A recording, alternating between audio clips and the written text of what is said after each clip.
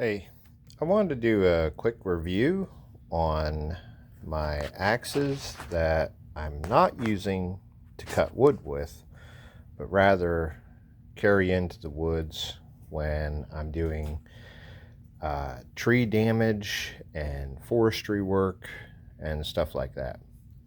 So over the past couple years, I've had a lot of axes like this and a lot of smaller axes like this. They're great for hiking in a little bit farther in the woods, but the problem is I break stuff, and I break a lot of wooden handles. uh, these handles on these axes, these two traditional wooden handled axes, they've been replaced at least 3 times a piece, and I've broken fiberglass handle axes. And with these traditional axes, the wood passes through the head, and it's just a small hole. So I'd get into wedging a tree over, and I'd get halfway through the pushing the tree over with a wedge, and I'd shatter the axe handle, and now I'm having to look for a sledgehammer or an oak limb that I can turn into a beating device. So what I decided to do is I looked at the current selection of axes for my particular application, which is not cutting wood or even chopping wood or anything like that. And I found these Husqvarna axes, which are made in the UK. And I also looked at the Friskers, but the Friskers axe has a very small pommel on the back of the axe head as opposed to the Husqvarna. And I've been using this one for about a year. It's a pretty small axe. It's 1,600 grams or 2 pounds or less, and it has a pretty small handle. A lot of people would consider this like a Boy Scout type axe, like this traditional Craftsman, which was a Boy Scout axe.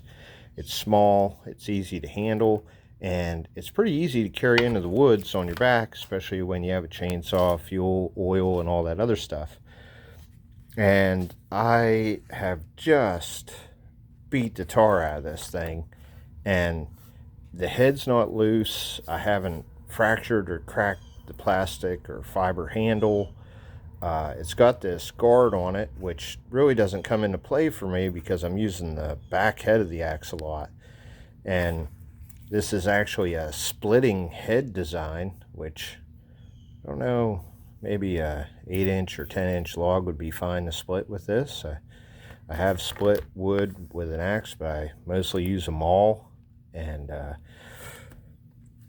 what this flare out on this head does add some extra weight and momentum for driving wedges, and it's really just been fantastic. I have no complaints about it, honestly. It's just sometimes I wish I had a little bit more weight for drive on the wedges. You get into a 38-inch DBH pine or oak, it's 20,000 pounds or above, and you can really just beat your guts out using a smaller axe like this. But as far as using it every day, it's been fantastic. And it's really taken a beating from me, considering I went through so many axes before. I was going through 3 or 4 axes a year, or just replacing the handle constantly.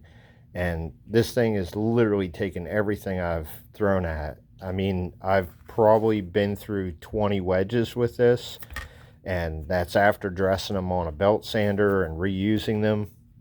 And this thing's been totally submerged in water a couple times. When I have used it to cut small limbs or chop out my notch in a tree, the edge is very sharp, and I haven't dressed it at all with a file or anything. It cuts very well from the factory. I'm sure I could make it sharper by hand, but there just wasn't a large need. And it has like a Teflon coating on it, and I get very little sap to stick to this head, so it's nice. The The head hasn't chipped on me too much at all. And, I've been into some barbed wire with it in a tree or in nails. Really haven't hit any lag bolts with it yet, which I often find in trees. But, it's just been a fantastic axe for what it is. And it's already outlasted a traditional axe for me at least 3 times. And so by that rationale right there, if I would have paid, I think I paid $30 for this one at a flea market, and I paid $80 on Amazon for this.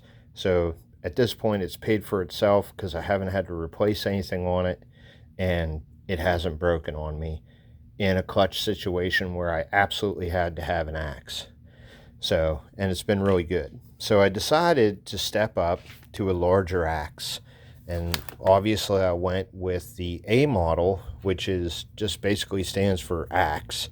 And the S on this one stands for splitting. So that's the difference. And it's awful because I don't know my metric system that well. But this is 2,400 gram head, okay, and a 70 centimeter handle. So it's not exceptionally long, and compared to the traditional axe length, you can see it's about 6 inches shorter than a regular wooden axe handle.